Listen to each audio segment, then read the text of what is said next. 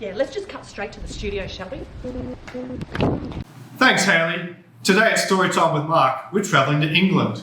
Yeah. Come with us as we travel through one of my old trips back in 2013. We dive through some of the cool facts, have some of the local food and drinks, and explore some funny little tidbits and make fun of the place. So this is a scrapbook I made when I got back from Europe. Back then I was not interested in cameras at all, interested in scrapbooking, but I brought all of this random stuff back with me that I thought I might want to keep. So I glued it all into a book that has many years later now become useful to me. Because scrapbooking is very masculine. Oh yeah, I brought a hot glue gun and stickers. Real men's scrapbook. Yeah, Yes. you know. So we started the journey off from flying from Brisbane to Kuala Lumpur, and that was one of the first places I ever used a squat toilet. Don't recommend it. You literally have to kind of stand on the seat and just squat and do your business. I'm actually okay with that in like other countries because like you don't want to be sitting on the toilet. As someone who's just had raging food poisoning for like 4 days, I cannot imagine having to do that on a squat. Anyway, Yeah. moving on. Interesting airport. Huge airport. Anyway, then Kuala Lumpur to Heathrow Airport in London, and that was probably 22 hours flight later. We were in England finally. So here we are in England. So obviously I had to get the traditional photo of me. Look at me, I'm holding on to the big, what's it called? Big eye? Ferris wheel. The London Eye? No. The London Eye, that's the one. Holding on to the London Eye so it stops spinning, because otherwise it gets too quick. And I've only ever seen it snap off its foundations and roll That's away. it. I was stopping it doing that. So I didn't want to see that happen. You're so a good person. Thank you. I thought so. Did you spin it back the other way like a DJ? No, because I would have killed people, and it was my first day on holiday. So this here's an Oyster card. This is basically the prepaid card you get to travel on the tube. Is it like a Mikey card? I don't know what that is. Melbourne. Possibly. Anyway. You put money onto it, and then you just tap scan it, yeah. Yeah. So I kept one of those for some reason. I think there's probably about £2 left on there, so if you want to cash that in. Yes. This morning was our first morning in London because we got there the evening before. And the reason we looked so excited for breakfast is that we walked about 3 k's to get to this cafe that was recommended to us. And the food was okay, but we were just excited to get food because we hadn't eaten in many hours. And this little cafe is actually the first place I've seen one of those juice making machines. You know, they have like a wheel that squishes the whole oranges. You never seen those before? It's like this machine, it just like squashes the oranges. They have them down the road at Otto's. I've seen the one at Otto's. Yeah, okay. Those. That was the You're a first time. guide describer. It's a squishy machine. Squish machine. Yeah. Anyway, while I was in London, we went to, in England obviously, started in London, spent a few days there, went and saw Buckingham Palace, saw some of these little guard dudes. Did you see the Queen? No, but I waved in her general direction. Question. Hello, Queen. The one thing that I point out from this picture is what is going on? What is the chain? They've It got looks barbed they've got like guard chains to protect the guards. against your shins. Do you reckon? I reckon they might even bend into vehicles if they try to run. Probably. I wonder how many kids have been like maimed or injured running into those things. It's their own damn fault for trying to break into the Queen's house. But there's a dude with a big black fluffy hat. Who wouldn't want to cuddle that? It's like toy soldiers. It's not like a koala.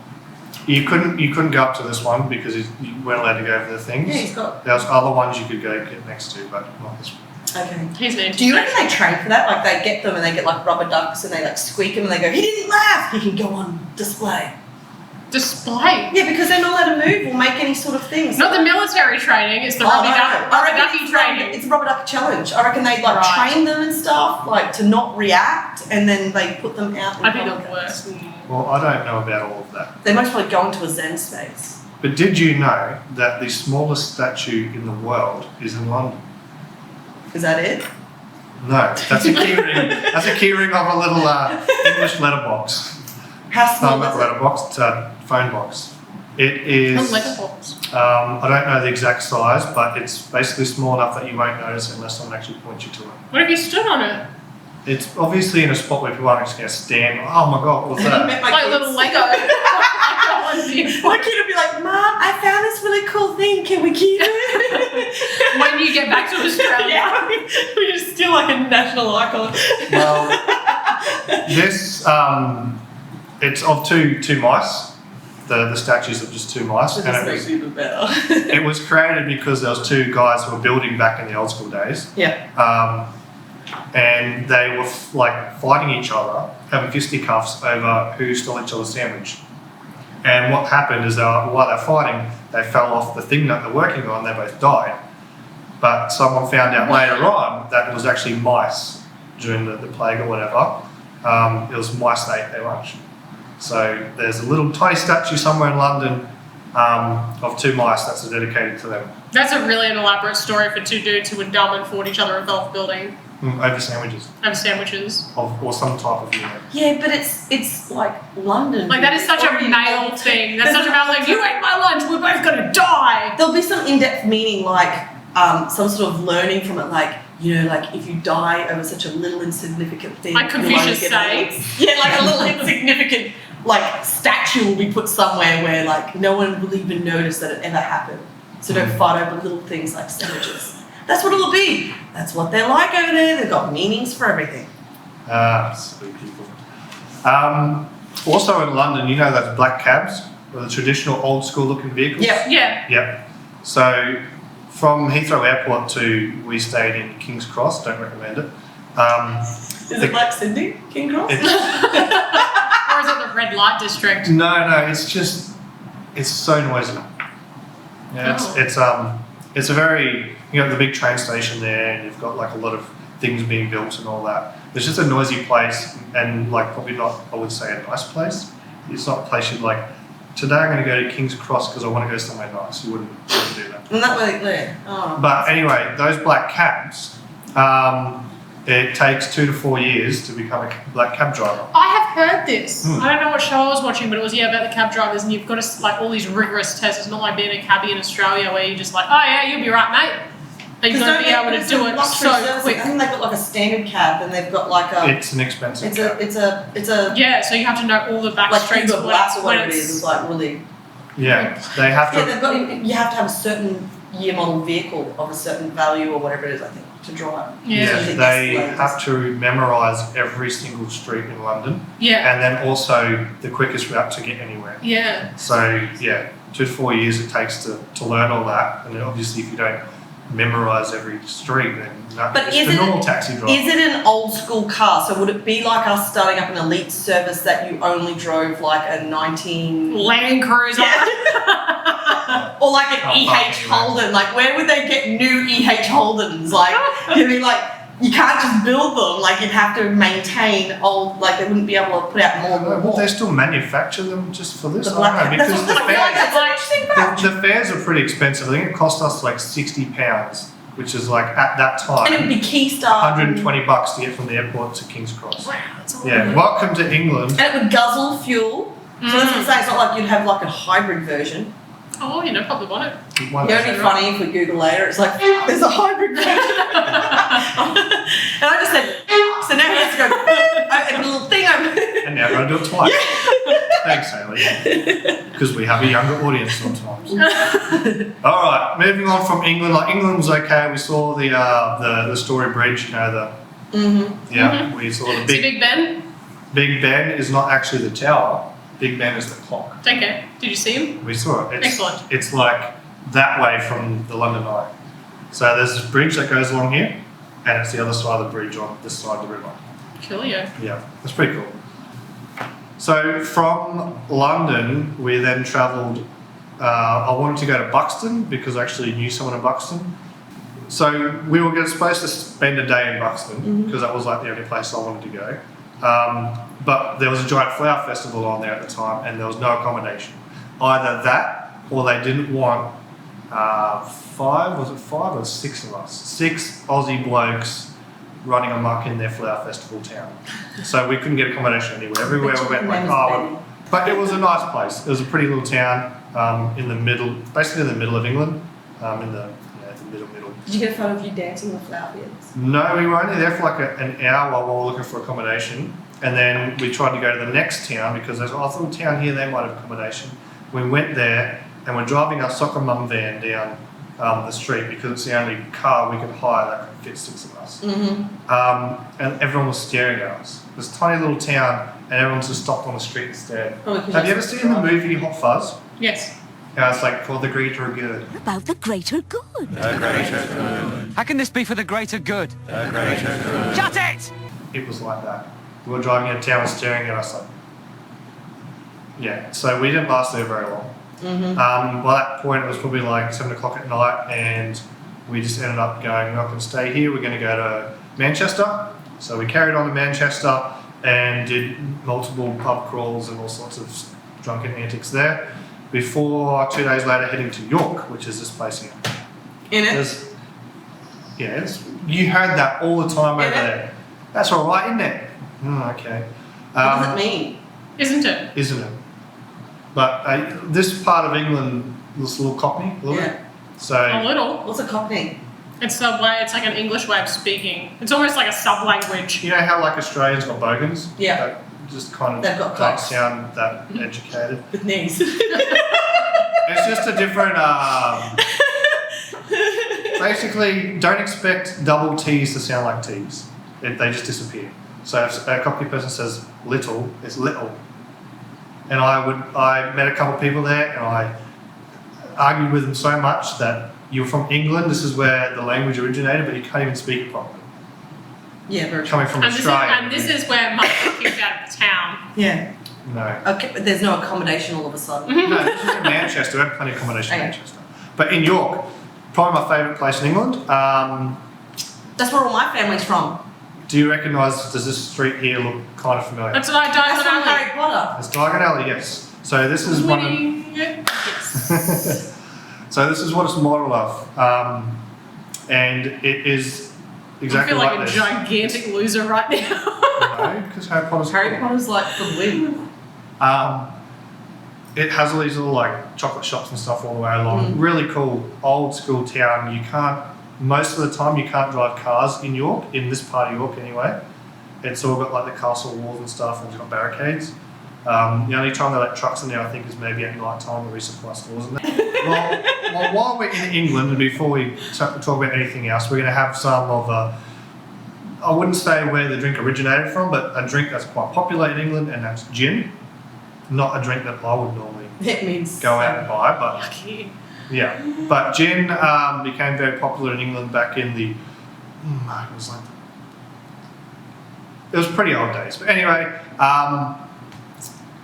it was found by Englishmen during the 30-Year War, and when they noticed the Dutch soldiers, because it originates from Holland, the Dutch soldiers were drinking Geneva, which is now called gin, to boost morale and boost morale. Dutch courage! Yeah, so that's where the term Dutch courage came from. Basically, the Dutch soldiers would drink their gin and then go into battle feeling pretty good about themselves.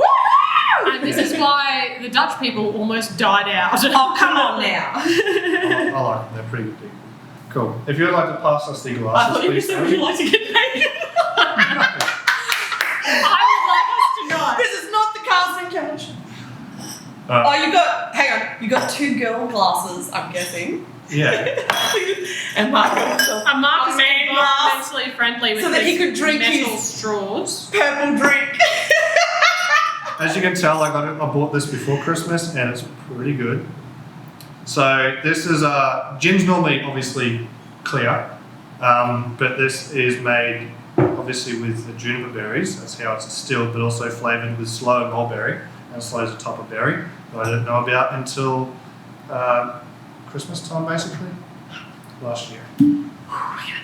There's that nice little pop noise. We'll get that on the mic. Bit of ASMR.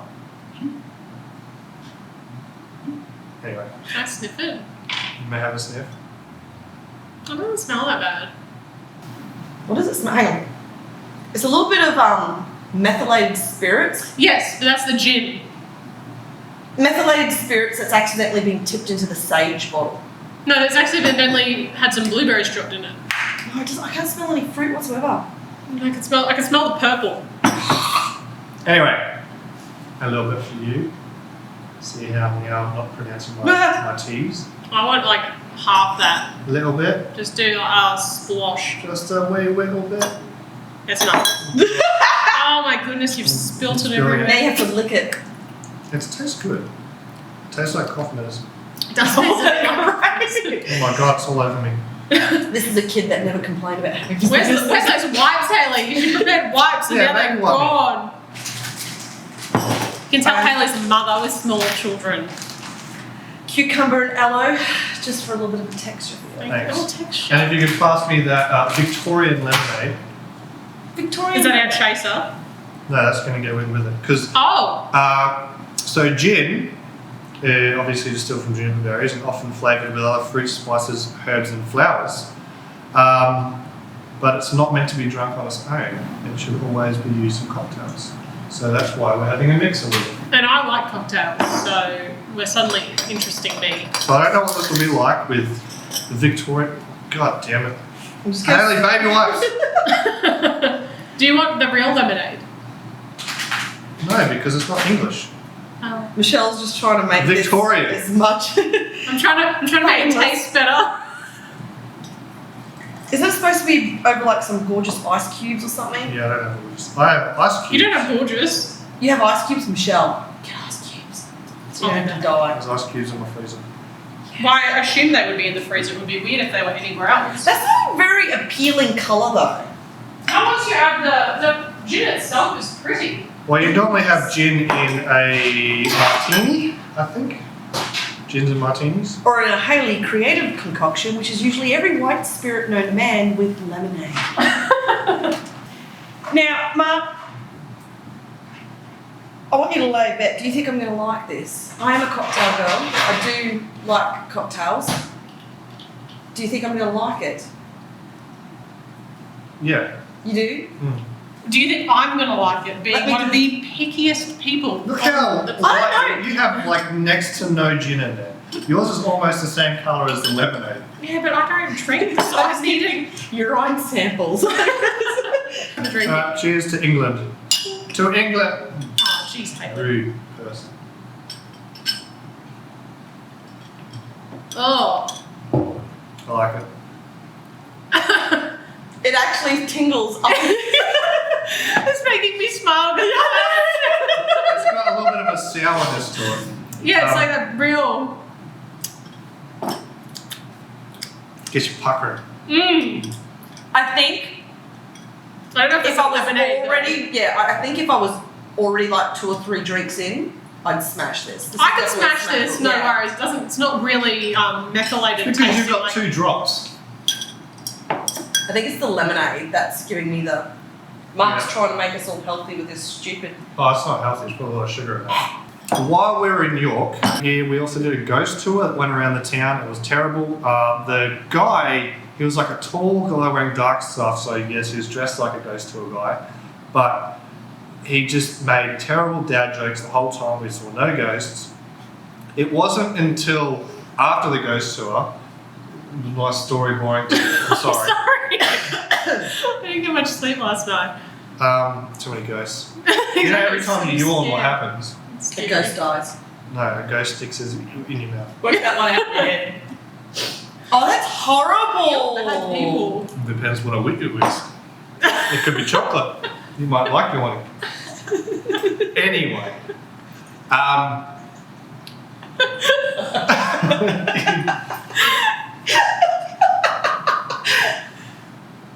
Maybe when I edit this, I'm going to get a still of you yawning and I just push Haley's chair like just a little bit.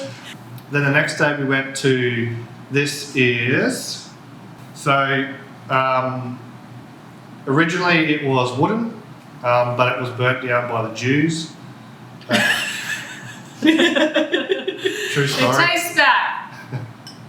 It's been repaired a few different times, but as you can see in the picture there, that's artist's rendition of what it might look like. Straight down the lens. Hey man. Give it to the people. Right, we were talking about Clifford's Tower. We're now slightly more zoomed out, so you would have noticed.